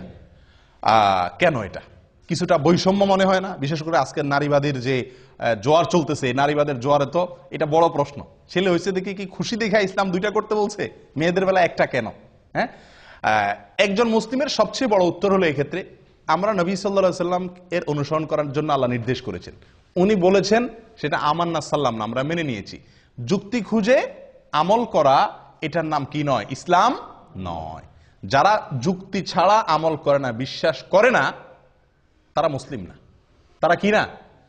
যুক্তি ছাড়া বুঝে না। তার আগে যুক্তি দিতে হবে তারে, প্রত্যেকটা কাজ তারপরে সেই করবে। তাহলে এটারে কি বলে না? ইসলাম গ্রহণ বলে না। পৃথিবীতে যখন মানুষ জাহান্নামে যাবে, তখন সবাই ইমানদার হয়ে যাবে। জাহান্নামে যাওয়ার আগে কি হয়ে যাবে? ইমানদার হয়ে। একটা মজার কথা আছে, রসিকতা করে, ধাঁধা আর কি, যে কোন বেঈমান জাহান্নামে যাবে না। কোন বেঈমান জাহান্নামে যাবে না মানে কি? কোন কাফের কি যাবে না জাহান্নামে? একটি কাফেরও জাহান্নামে যাবে না মানে কি? কাফের জাহান্নামে যাবে না মানে? তাহলে কে যাবে জাহান্নামে? ইমানদার জাহান্নামে যাবে। যখন সে জাহান্নামে যাবে, তখন আর কেউ কাফের থাকবে না। থাকবে? সে তো জাহান্নাম দেখার পরে সবকিছু বিশ্বাস করবে না? এই দেখার পরে, বুঝার পরে এখন সে বিশ্বাস করলে এটার মূল্য আর নাই। তো এর মানে হলো যে কাফের জাহান্নামে যাবে না। জাহান্নামে যখন যাবে তখন ঈমান আসবে, কিন্তু সেই ঈমানের ভ্যালিডিটি আল্লাহ সুবহানাহু ওয়া তাআলার কাছে আর নাই বা থাকবে না। যাই হোক, তাহলে যেটা বলছিলাম, আকিকার ক্ষেত্রে কেন মেয়েদের ক্ষেত্রে একটা? ওই যে নবী সাল্লাল্লাহু আলাইহি ওয়াসাল্লাম বলছেন, সেজন্য আমার কোনো যুক্তি আর প্রয়োজন নাই। কিন্তু এর বাইরে বহু যুক্তি আছে। দেখুন, ইহুদিরা মদিনাতে, ইহুদিদের বসবাস ছিল, তাদের প্রভাব ছিল মদিনার সমাজে। ইহুদিরা মেয়ে হলে কোনো আকিকাই করতো না। আকিকা এটা আগে থেকে চালু ছিল। তারা ছেলে হলে আকিকা করতো, মেয়ে হলে কোনো আকিকা করতো না। কারণ মেয়ে হলে তো সবাই কি, এমনি তাদের মেজাজ গরম, জবাই জীবন্ত কবর দিতে পারলে বাঁচে, আবার আকিকা মেয়ে হলে। যাই হোক, এটা মুশরিকদের ভিতরে বেশি ছিল যদিও, কিন্তু ইহুদিরা মেয়ে হলে আকিকা দিত না। নবী সাল্লাল্লাহু আলাইহি ওয়াসাল্লাম একটা দিতে বলেছেন। এর অনেক কারণ আছে, যৌক্তিক কারণ আছে। সবচেয়ে বড় কারণ হলো নবী সাল্লাল্লাহু আলাইহি ওয়াসাল্লামের নির্দেশ। বাস, অনেক উলামা ইকরাম এর একটা কারণ উল্লেখ করেন যে আকিকার ব্যাপারে এক হাদিসে আসছে, আল আকিকাতু আল গুলামু মুরতাহানুন বিআকিকাতিহি। যে কোনো শিশুর জন্মের পরে তার আকিকার বিনিময়ে সে বন্ধক থাকে আল্লাহর কাছে। বন্ধক থাকে। বন্ধক বুঝেন আপনারা? কোন জিনিস কারোর কাছে বন্ধক রাখার মানে কি? টাকা দিয়ে সেই জিনিসটা আমি কি করতে পারবো? ছাড়াতে পারবো। না ছাড়াইলে ততক্ষণ পর্যন্ত ওইটা আমার হবে না। সন্তান বন্ধক থাকে জন্মের পরে, আকিকা দিলে বন্ধক ছুটে। মানে কি? কি বন্ধক থাকে? এর ব্যাখ্যা কি? এর ব্যাখ্যা সম্পর্কে অনেক কথাই আছে, মুহাদ্দিসিন ইকরাম বলেছেন, হাদিসে স্পষ্ট কিছু বলা হয় না। কেউ কেউ বলেছেন এর মানে হলো এই শিশু কিয়ামতের দিন তার বাবার জন্য সুপারিশ করবে না যদি বাপে আকিকা না করে। আকিকা করলো, বন্ধক ছুটে গেছে, এবার সুপারিশ করবে। কেউ কেউ বলেছেন এর মানে হলো আল্লাহ তাআলা একে শয়তান থেকে সুরক্ষিত করা, দুনিয়াতে বিপদ আপদ থেকে রক্ষা করা, এই জিনিসগুলো মানে লক থাকে, আকিকা করলো লক খুলে গেল। কথা বুঝে আসছে? তো ছেলেদের জীবনে নিরাপত্তার ঝুঁকি সবচাইতে বেশি মেয়েদের তুলনাতে, এবং ডাক্তাররা বলেন যে পুরুষদের শরীরে রোগ প্রতিরোধ ক্ষমতা মেয়েদের তুলনাতে কম থাকে, আর মেয়েদের শরীরে রোগ প্রতিরোধ ক্ষমতা একটু বেশি থাকে। আল্লাহ সৃষ্টি করছেন এভাবে। এই জন্য ডোজ, আকিকায় যদি আমি ডোজ হিসাবে নেই তার নিরাপত্তার জন্য, তার সুস্থতার জন্য, তাহলে এক্ষেত্রে ছেলের জন্য ডবল ডোজ, কারণ তার শরীরের ভিতর রোগ প্রতিরোধ ক্ষমতা কম, আর মেয়ের জন্য সিঙ্গেল ডোজ, কারণ তার শরীরের রোগ প্রতিরোধ ক্ষমতা বেশি। শুধু তাই নয়, মেয়ে এবং ছেলে এদের উভয়ের মধ্যে আমরা যদি দেখি জীবনের রিস্ক কার বেশি? ছেলেদের বেশি। রাস্তায় যাইতে হয়, গাড়িতে যাইতে হয়, অ্যাক্সিডেন্টের সম্ভাবনা থাকে, বিপদ আপদের সম্ভাবনা মেয়েদের থেকে ছেলেদের মধ্যে বেশি থাকে। অ্যাক্সিডেন্টে, একটা অ্যাক্সিডেন্টে যদি 10টা মানুষ মারা যায়, বেশিরভাগ ছেলেই মারা যায়, তাই না? তো তাদের জন্য নিরাপত্তা রক্ষার এই টিকা বা ডোজ ডবল আল্লাহ তাআলা রাখছেন। এটা একটা যুক্তি, কিন্তু এটা সঠিক হওয়া কোনো জরুরি না। এরকম অনেক যুক্তি দেওয়া যেতে পারে। সবচেয়ে বড় যুক্তি হলো আল্লাহ এবং তার রাসূলের নির্দেশ, ব্যাস। মেয়ে হলে একটা, ছেলে হলে দুইটা। তবে এক হাদিসে আসছে ছেলেদের জন্য দুইটা যে ছাগল আপনি জবাই করবেন, সে দুইটা কি হইতে হবে? সমান সমান হওয়া উচিত, না হলে হয়ে যাবে, কিন্তু উচিত হলো সমান সমান হওয়া, কাছাকাছি হওয়া, মানে দেখতে একেবারে একটা আসমান আর জমিন যেন তফাৎ না হয়ে যায়। আমরা অনেকেই একটা গরু দেই, একটা ছাগল দেই, তাই না? তারা এই হাদিসের খেলাফ আমল হয়ে যায়। আপনি মনে করেন যে বিশাল বড় গরু দিলাম, সওয়াবটা বেশি হয়ে গেলেন, নামটা বেশি পাইছেন, গোশত বেশি পাইছেন, মানুষ বেশি খাওয়াইছেন, বাহবা বেশি পাইছেন, ঠিক আছে, কিন্তু সুন্নতের উপরে আমল আপনার হলো না। কারণ হাদিসে একেবারে সুস্পষ্টভাবে বলা আছে যে আকিকার পশু যেন কি হয়? দুইটা কাছাকাছি হয়, দেখতে যেন খুব বেশি বেশ কম না হয়।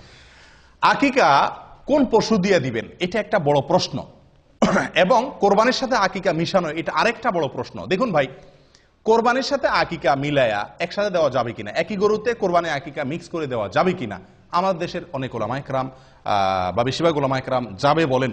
অথচ হানাফি মাযহাবের একজন প্রসিদ্ধ আলেম, পাকিস্তানের মুফতি রশিদ আহমদ রাহিমাহুল্লাহ, উনি আহসান ফতোয়া, একটা বিরাট বড় ফতোয়ার কিতাব লিখেছেন। এই ফতোয়ার কিতাবে এবং অন্যান্য জায়গাতে তিনি এটার খুব ঘোরতর বিরোধিতা করেছেন, যেটা জায়েজ নাই। খোদ হানাফি মাযহাবের ওলামায়ে কেরামেরই, আমাদের হানাফি মাযহাবের ওলামায়ে কেরাম অনেকে বিরোধিতা করেন, এবং এটাকে মোটের উপরে আমরা অ্যানালাইসিস করলে দেখি এই কাজটি সতর্কতামূলক হলো। নবী সাল্লাল্লাহু আলাইহি ওয়াসাল্লাম যেভাবে করছেন ডাইরেক্ট সেভাবে করতে পারা। সেটা কি? ছাগল দেওয়া, কোরবানি গরুর ভিতরে কি না আকিকা মিক্স না করা। কোন কোন দিক থেকে কোরবানির সাথে আকিকার মিল থাকলেও অনেক দিক থেকেই মিল নাই। কোরবানির সময় আকিকার সময় এক না, অনেক দিক থেকে বেশ কম আছে, অনেক দিক থেকে মিল আছে। যাই হোক, তো এই জন্য আকিকা কোরবানির সাথে না মিশাইয়া আলাদা দেওয়া উচিত। এটা একটা বিষয় গেল। আরেকটা বিষয় হলো যে এক গরুতে কোরবানি দিলে আপনি কয়জনের পক্ষ থেকে চলে? 7 জনের, কিন্তু আকিকা দিলে এক, ছেলে হলে একটা। কিন্তু সেক্ষেত্রেও ওই যে দুইটা পাশাপাশি রাসূল সাল্লাল্লাহু কাছাকাছি বয়সে বলতে বলছেন, তাহলে সেক্ষেত্রে 2 গরু তো আকিকা মানুষ দেয় না, হয় একটা দেয় গরু, ওইটা দিয়ে 2 ছেলে হলে এক গরুতে সেরে ফেলে, অথবা এক গরুর সাথে বড়দের একটা ছাগল দেয়। অনেকে তো গরুতে অংশ দেয়, তো এই অংশ দেওয়া না দেওয়া উচিত, ডাইরেক্ট গরু বা ছাগল দেওয়া উচিত। দেখুন ভাই, আকিকার 3টা শ্রেণী আমি বলি। এক হলো আপনি গরুতে 2 নাম দিলেন, এটা হাদিসের থেকে অনেক দূরে হয়ে যায়। এটা সম্পূর্ণ যুক্তি নির্ভর হয়, দলিলের সরাসরি দলিলের সাথে মিলে না। নাম্বার 2, 2টা ছাগল দেওয়া বা 2টা ভেড়া দেওয়া সরাসরি, এটা নবী সাল্লাল্লাহু আলাইহি ওয়াসাল্লাম আমার সাথে মিলে, এটা হলো এই ক্লাসের। আরেকটা হলো যে একটা গরু দিলেন, একটা ছাগল দিলেন, এটা কোন রকমের চলে, বুঝে আসছে কথা? কিন্তু সবচেয়ে উত্তম হলো 2টা ছাগল দেওয়া। আকিকা যদি কেউ দিতে না পারে, সমস্যা আছে? কোনো বিশেষ কোনো অসুবিধা নাই, হারাম না, কারণ এটা ফরজও না, ওয়াজিবও না। কিন্তু বিনা কারণে আকিকা কি করা উচিত না? ছাড়া উচিত না। আমাদের সমাজে অনেক লোক আকিকা দেয় না, অথবা বাপ হইছেন, ছেলের বাপ হইছেন, একটা ছাগল বলে যে একটা ছাগলের টাকা আছে আমার কাছে, সমস্যা আছে? সমস্যা নাই, আপনার যদি সামর্থ্য না থাকলে একটা দিবেন। কিন্তু আমাদের দেশে মানুষের জন্য আমি বলি যে একটা দিলে চলবে না ছেলের বাপ হইলে। কেন? কারণ ছেলের বাপে যদি বলে যে আমার সামর্থ্য নাই, আমার তার সাথে কথা আছে। কেমনে সামর্থ্য নাই আপনার? আপনার সামর্থ্য নাই কেমনে আমার বুঝাই দেন। একজন বাপ সন্তান জন্মের পরে কমের পক্ষে 10 কেজি মিষ্টি কিনা লাগে আমাদের দেশে, লাগে কি লাগে না? হাসপাতালের ডাক্তার, আয়া, দারোয়ান, বাড়ি, শ্বশুর বাড়ি, বন্ধু বান্ধব, আশপাশের প্রতিবেশী দিতে দিতে মিনিমাম 10 কেজি লাগে, আপনার মিষ্টি লাগে। ঢাকা শহরে যদি আপনি মিষ্টি কিনতে যান 400 টাকা মিষ্টির কেজি। 10 কেজি মিষ্টির দাম কত হয়? 4000 টাকা। 4000 টাকা মোটামুটি একটা ছাগল পাওয়া যাবে কি যাবে না? তা আপনি যদি বলেন যে একটা ছাগলের টাকা আছে আমার কাছে, আমি বলবো আরেকটা ছাগলের টাকা আমি বাইর করে দিচ্ছি। আপনার মিষ্টি খাওয়াইতে বলছে কি? এটা আরেক ভুল। সন্তান জন্মগ্রহণ করার পরে আমরাও ভুল করি, যারা খাওয়াইয়া পাটি তারাও ভুল করি, আর যে খাওয়ায় সেও ভুল করে। আমরা সন্তান হইলে বা কিছু হইলে বলি কি ভাই মিষ্টি খাওয়ান। আশ্চর্য, শরীয়ত আপনারা বলছে গোশত খাওয়ার অধিকার দিচ্ছে, আপনি গোশত না চাইবেন, আপনি চাইবেন লাহাম, আপনি চান মিষ্টি। এটা বোকামি না? আর যে খাওয়ায় সেও ভুল করে, কারণ সে মিষ্টি খাওয়ালে তো আর আকিকা মাফ নাই। এদিকে মিষ্টি কিনে আবার এদিকে আকিকা কিনে, ডবল খরচ না? আপনার কাছে কেউ মিষ্টি চাইলে আপনি তারা হাইকোর্ট দেখাই দেন, বলে দেন যে আকিকার দিন আইসেন। আকিকার দাওয়াতে মানুষ ভয়ে সাধারণত আসতে চায় না, অতএব আপনার মিষ্টির টাকা বেঁচে যাবে। তো যাই হোক, এই মিষ্টি কিনতে গিয়া সুন্নতের উপর আমল করা অনেক সময় কঠিন হয়ে যায়, এটা ঠিক না, এটা একটা ভুল প্রবণতা। আল্লাহ আমাদেরকে সঠিকটা করার তৌফিক দান করেন। প্রিয় ভাইরা, আকিকার পশু আপনি যখন জবাই করবেন, আকিকার পশু জবাই করবেন, তখন কি দোয়া পড়বেন? বিসমিল্লাহি আল্লাহু আকবার, বিসমিল্লাহি আল্লাহু আকবার, আল্লাহুম্মা লাক ওয়া ইলাইক, আল্লাহুম্মা লাক ওয়া ইলাইক, হাযিহি আকিকাতু, এরপরে বাচ্চার নাম বলবেন। হাযিহি আকিকাতু ফুলান ইবনে ফুলান, হাযিহি আকিকাতু আব্দুল্লাহ ইবনে অমুক, হাযিহি আকিকাতু অমুক ইবনে অমুক। বাংলাও বলতে পারেন বিসমিল্লাহ আল্লাহু আকবার, আল্লাহ এটা আপনার উদ্দেশ্যে করছি, আপনার জন্য, এবং আপনার দিকে এটা প্রত্যাবর্তিত, এই পশু যেটা জবাই করতেছি, এবং এই পশুটা আমার অমুক ছেলের অমুকের ছেলে অমুকের পক্ষ থেকে এটা কি দিলাম, আকিকা করলাম। দোয়া না পড়লেও আকিকা হয়ে যাবে, কিন্তু পড়া সুন্নাত। এটা নবী সাল্লাল্লাহু আলাইহি ওয়াসাল্লামের আমল, যেহেতু বাইহাকিতে বর্ণিত হয়েছে, অতএব এটা আমল করা ভালো। আকিকার গোশত বাপ মা খাইতে পারবে কি পারবে না? পারবে। আমাদের দেশে অনেক বাপ মা খায় না, আকিকার গোশত বাপ মা খাইতে পারবে না। বাপ মা তো আরো বেশি করে খাবে, এত কষ্ট করে সন্তান জন্ম দিছে, তোমরা সবাই মিলে খাইবা, বেচারা কষ্ট না করে তোমরা খাইবা, বেচারা এত কষ্ট করে সন্তান জন্ম দিছে, তো আরো বেশি খাবে, ঠিক না? অনেকে খায় না, এটা ভুল প্রবণতা। অনেকের মধ্যে একটা প্রবণতা আছে, খুব বাজে প্রবণতা, এটা খুব কম জায়গায় আছে যদিও, জাহেলি যুগে ছিল, এত মারাত্মক না, জাহেলি যুগের চাইতে আরো বেশি জাহেলি যুগ। সেটা হলো যে আকিকার পশুর রক্ত কোন কোন এলাকাতে শিশুরে খাওয়ায়, বলে যে রোগ বালাই ভালো হবে। মূর্খতা কোথায় চলে গেছে? আল্লাহ সুবহানাহু ওয়া তাআলা কোরআনে স্পষ্ট বলেছেন, হুররিমাত আলাইকুমুল মাইতাতু ওয়াদ দামু, আল্লাহ তাআলা রক্তকে হারাম করেছেন। তাহলে সেখানে শিশুরে আপনি খাওয়াচ্ছেন, এবং রক্তের ভিতরে এই যে প্রবাহমান রক্ত, যেটা রক্ত থেকে বের হয়ে আসে, এটা মানুষের শরীরের জন্য বিষের মতো ক্ষতিকর, ভয়াবহ ক্ষতিকর জিনিস। কেন আল্লাহ তাআলা জবাই করে রক্ত বের করে দিয়ে বলছেন? ডাক্তাররা বলেন, চিকিৎসা বিজ্ঞানীরা বলেন, কারণ কোন পশু যদি জবাই করা ছাড়া এমনি মাইরা খান আপনি, এই রক্ত এগুলা তো বের হলো না, এই গোশত স্বাস্থ্যের জন্য ভয়াবহ রকমের ক্ষতি করে। এই জন্য তো জবাই নির্দেশ করছে শরীয়ত, যাতে রক্তগুলো বের হয়ে যায়। আর সে রক্ত নিয়ে কারা খাওয়াচ্ছে? শিশুরে খাওয়াচ্ছে। আমি কোরবানির সময় বহু দেখছি যে কোরবানি জবাই করার সময় ওই কাপ নিয়ে এসে ধরে রাখে, রক্ত ধরে নেয়, এবার শিশুরে খাওয়ায়।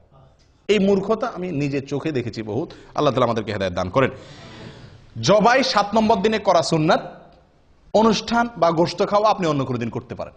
দেখা যাচ্ছে যে শুক্রবার ছাড়া অনুষ্ঠান করা হয় না, তো অনুষ্ঠানটা আপনি অন্যদিন করেন, কিন্তু জবাইটা কোন দিন করতে হবে? 7 নম্বর দিনে করতে হবে। আকিকার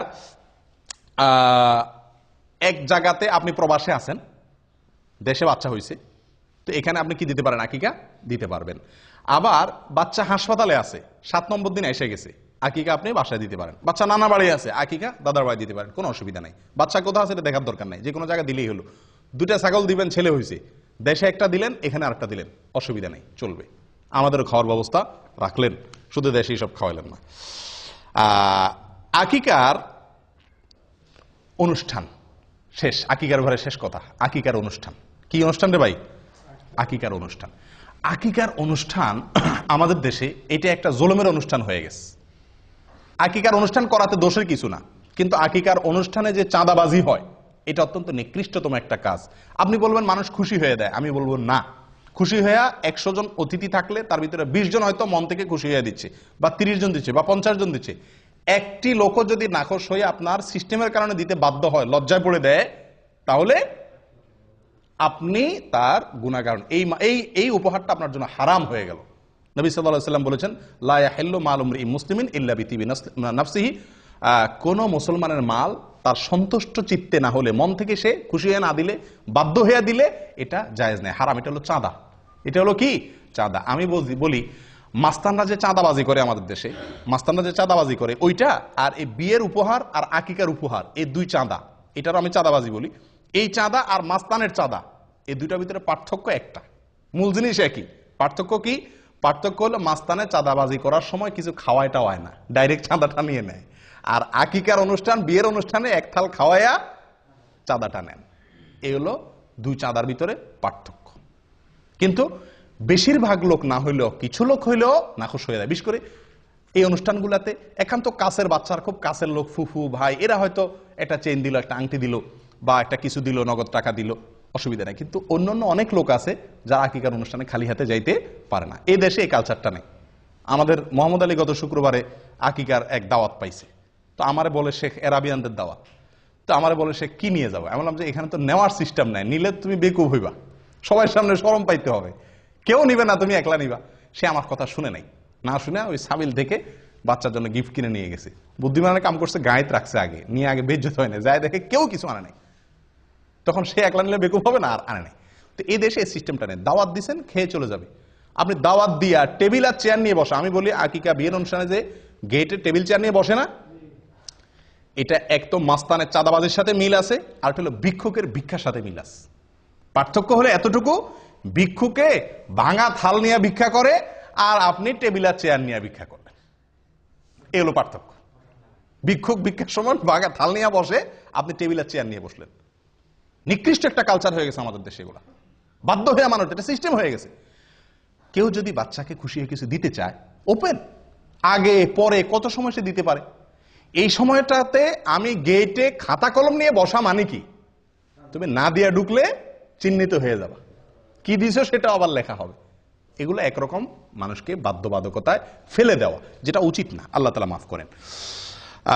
আকিকার দিনে যে কাজগুলো করা দরকার, বা যে আমলগুলোর কথা আমরা বলছি একজন শিশুর জন্মের পরে, সেগুলো তো আমরা করি না, করি হলো কুকাম। বিশেষ করে ঢাকা শহরে, এখন ঢাকা না সব জায়গাতেই, ম্যাক্সিমাম জায়গাতেই আকিকার যে অনুষ্ঠান করে, আল্লাহ মাফ করুক, রীতিমতো ক্যালকুলেশন করে তো হিসাব বাইর করে, কত খরচ হবে, কত লোক দাওয়াত দেবে, কি গিফট আসতে পারে, কত টাকা আমাদের প্রফিট থাকতে পারে, হিসাব নিকাশ হয়। এটা তো একটা আছেই। আরেকটা অনাচার যেটা বিয়ের ভিতরে হয়, সেটা হলো ব্যান্ড পার্টি এনে, অথবা লম্বা লম্বা বড় বড় ওই যে আপনার সাউন্ড বক্স আনায়া ধুম ধাড়াক্কা গান চালায় দেয়। আপনারা লক্ষ্য করছেন এটা? কারণ বাচ্চারা আকিকা মানে সেখানে আশপাশে সবার ঘুম হারাম। এটা কি সুন্নতের উপর আমল হলো না তামাশা হলো? এই বাচ্চার উপরে তো আল্লাহর গজব নাজিল হবে রহমতের জায়গায়, যে বাচ্চার আকিকা উপলক্ষে পুরো এলাকা মানুষের ঘুম হারাম। আমি নিজে গতবার ছুটিতে গেছি দেশে, রাত 12টা-1টা বাজে হঠাৎ করে দেখি ধুমধাড়াকা শুরু হয়ে গেছে। 12টার দিকে গভীর ঘুম ভেঙে গেছে। কি ব্যাপার? বিশাল সাউন্ড দিয়ে গান। আমি নেমে বের হলাম, আমার ওয়াইফ বলে যে যাইও না, এত রাত্রে ঢাকা শহরে মানুষ বাসাতে বাইরে না। কি বলো, এই এলাকায় কোনো মানুষজন বসবাস করে না নাকি? বাইর হয়ে যায়, দেখি যে আকিকার ধুমধাড়াকা গান চলতেছে। বললাম যে ভাই, মাথার বিবেক কোথায় গেছে? এই শিশুটার জন্ম হয়েছে, তার জন্য সবাই দোয়া করবে। এই যে আমার ঘুমটা ভাঙাই দিলেন, আমি কি দোয়া করবো না বদদোয়া করবো? আমার মধ্যে শত শত লোক বদদোয়া করতেছে শিশুর জন্য, আর আপনি ধুমধাড়াক্কা গান লাগাই দিচ্ছেন। মূর্খতা কোথায় গিয়ে ঠেকছে? আপনি বিয়ের অনুষ্ঠানে গান বাজাবেন না, নাচবেন, আরো কিছু করবেন, আপনার বাসায় আপনি করেন। আপনি সাউন্ড বক্স দিয়ে পুরো এলাকা মানুষের কষ্ট দিচ্ছেন। শিশুর কষ্ট হচ্ছে, অসুস্থ লোকের কষ্ট হচ্ছে, ঘুমন্ত মানুষের কষ্ট হচ্ছে, অনেকের ডিউটি আছে সকালে, অনেকের পরীক্ষা আছে সকালে, সারা রাত। এবং বিশেষ করে ঢাকা শহরের এই কালচার একেবারে পুরো ঢাকা শহরে আছে। আমরা মূর্খ, এখনো কত লেভেলের, নিচু লেভেলের মূর্খ রয়েছি, যে রাতভর আমি পুরো এলাকা মানুষকে বাধ্যতামূলক গান শুনাই। কেউ কিছু বলারও অধিকার নাই, সাহস নাই, ক্ষমতা নাই। মূর্খতা কোথায় চলে গেছে? তো আকিকার অনুষ্ঠানকে এটা বেবরকতি করে, কল্যাণ নষ্ট করে এই সমস্ত গান বাজনার কারণে। আল্লাহ হেফাজত করেন। প্রিয় ভাইরা, 9 নম্বর আমল হলো বাচ্চার মাথার চুল কাটা, চাঁচা 7 নম্বর দিনে। এবং চুল চাঁচার পরে আরেকটা আমল আছে, যেটা হয়তো আপনারা অনেকে জীবনে প্রথম শুনছেন। সেটা হলো চুল চাঁচার পরে চুলের ওজন পরিমাণ রূপা আল্লাহর রাস্তায় দান করা। চুলের ওজন পরিমাণ রূপা আল্লাহর রাস্তায় দান করা। কয়জনে করছেন হাত তোলেন? 2 জন করছেন, মাশাআল্লাহ। আর কেউ করেন নাই? আলহামদুলিল্লাহ। আমি 3 সন্তানের সময় করছি। 2 সন্তানের সময় তো দেশে থাকতে আপনার ওই পলিথিনে করে আমি নিয়ে গেছি স্বর্ণের দোকানে। স্বর্ণের দোকানে যায়, কারণ স্বর্ণের দোকান ছাড়া তো আর এত অল্প চুল মাপার মতো কি নাই, বাটখারা কারোর কাছে এত ছোট নাই, তো তাদের কাছে মাপাইয়া তখন 25 টাকা না 35 টাকা এরকম অল্প কিছু হয়েছে দিয়ে দিছি। মনে রাখতে হবে এটা একটা আমল, সুন্নাত, খুঁটিয়ে খুঁটিয়ে এই সমস্ত সুন্নতের উপর আমল করা দরকার। কিন্তু আমরা জানি না আমল করবো কোত্থেকে। আপনি রূপা দেওয়া জরুরি না, রূপার সমান মূল্যে দান করে দিলেন, কিন্তু ওই চুলের উপরে আন্দাজ করে মাপতে না পারলেও আন্দাজ করে অন্তত দিয়ে দিলেন, এটা করা উচিত। এবং এ সম্পর্কে মুসনাদ আহমদের ভিতরে বিশুদ্ধ সূত্রে বর্ণিত আছে হাদিস, এবং আরো অন্যান্য জায়গাতে মোটামুটি কম বেশ হাদিস আছে। তার ভিতরে একটা হলো আবু রাফি রাদিয়াল্লাহু তাআলা আনহু বলেন, যেটা মুসনাদ আহমদের ভিতরে আসছে, তিনি বলেন যে নবী সাল্লাল্লাহু আলাইহি সাল্লাম যখন হাসান জন্ম হয়েছিল তখন এই শিশুর মা ফাতেমা রাদিয়াল্লাহু তাআলা আনহাকে বলেছেন, ইহলিকি রাসা, এ ফাতেমা এই ছেলের চুল চাঁচো, ওয়া তাসাদ্দাকি বিওয়াজনি শারিহি ফিদ্দাতান আলাল মাসাকিন, মিসকিনদেরকে এই বাচ্চার চুলের ওজন পরিমাণ রূপা দিয়ে দিও। কে বলছেন? নবী সাল্লাল্লাহু আলাইহি সাল্লাম। কাকে বলছেন? ফাতেমা রাদিয়াল্লাহু তাআলা আনহাকে। অথচ এই আমলটা আমরা জানিই না। এটা করার চেষ্টা করবেন তো ইনশাআল্লাহ, আল্লাহ তাআলা তৌফিক দান করুন। 10 নম্বর আমল হলো, এটা আরো বিদায় হয়ে গেছে, এটা আমি নিজেও জানতাম না এবং আমার 3 সন্তান কোনোটার সময় করি নাই। সেটা হলো যে সন্তান জন্মের পরে জাফরানের কালার দিয়ে টাকের মধ্যে একটু লাগাই দেওয়া, মাথা কালার করা হালকা একটু আনন্দের অংশ হিসাবে। এগুলো কোনো জরুরি আমল না, কিন্তু হাদিসে বর্ণিত আছে। হাদিসটা শুনেন, আয়েশা রাদিয়াল্লাহু তাআলা আনহা বর্ণনা করছেন এবং এটি সহিহ ইবনে হিব্বানের ভিতরে আছে, এটাও সহিহ সূত্রে বর্ণিত। তিনি বলেন, জাহেলি যুগের মানুষ, আইয়ামে জাহেলিয়াতের যুগের মানুষ আকিকার পশুর রক্ত নিয়ে বাচ্চার মাথা চুল চাচার পরে ওটাতে কি করতো? মাখায় দিত। তো রক্ত নাপাক হারাম জিনিস, এটা দিয়ে বাচ্চার শরীর মাখাবে, এটা তো ভালো জিনিস না করো। নবী সাল্লাল্লাহু আলাইহি ওয়াসাল্লাম তখন নির্দেশ করলেন সাহাবীদেরকে, ইজআলু মাকানা দামি খালুকান, তোমরা রক্ত না মাখায়া রং মাখাও। জাফরানের রং হলে সবচেয়ে উত্তম বা বেস্ট। এটা কোনো জরুরি কোনো আমল না, করতে পারলে করলেন, না করতে পারলে নাই।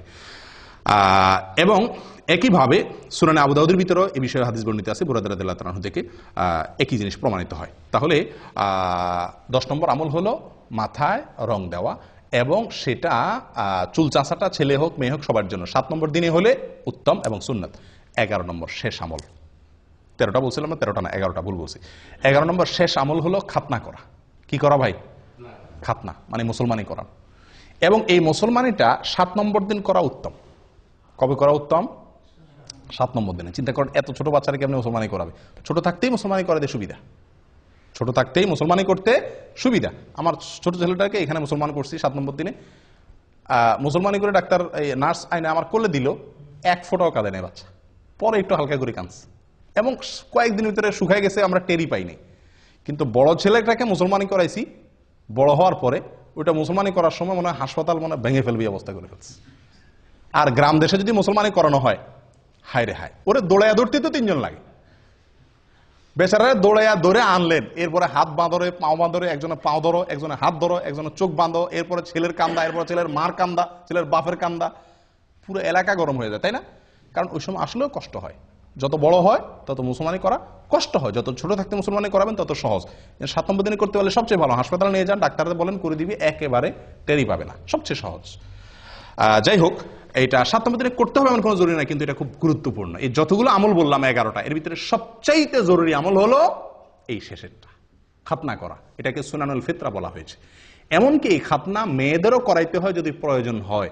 এই খাতনা হলো লজ্জাস্থানের সামনে যে অতিরিক্ত অংশ চামড়া দলা হয়ে থাকে, এর পেঁচে পেঁচে পেশাব থাকে, নাপাক থাকে, পরে এগুলো অ্যালার্জি হয়, স্বাস্থ্যের জন্য ক্ষতি হয়, নাপাকও থাকে, অনেক সমস্যা হয়, এটাকে কেটে ফেলে দিতে হয়।